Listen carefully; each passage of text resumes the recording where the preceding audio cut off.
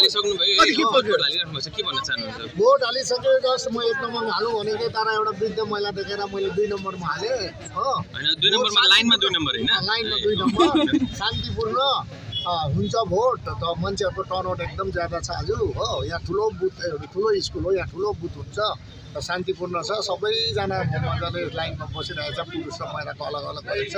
कुनै गण्डगोल छैन सब शान्तिपूर्ण छ र आजको दिन शान्तिपूर्णले भोट हुन्छ भनेर मलाई विश्वास छ लामाजी आफैलाई भोट लाउनु भयो कस्तो फिल गरिरहनु भएको छ मैले आफैलाई भोट त बहुत सालदेखि लगाइरहेको छु आज क्यान्डिडेट भएर फर्स्ट टाइम लगाएको हो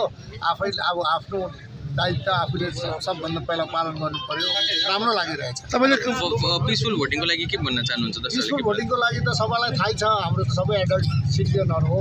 उहाँहरूलाई अनुरोध गर्छु कुनै किसिमको गुजबहरु गण्डगोल मण्डल जाँदैन सबैले पिसफुल भोट देবে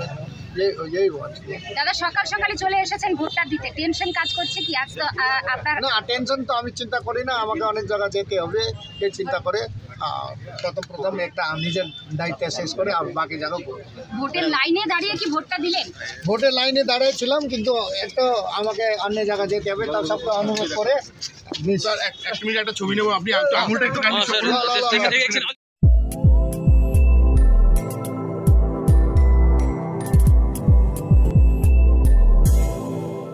यो हो SG न्यूज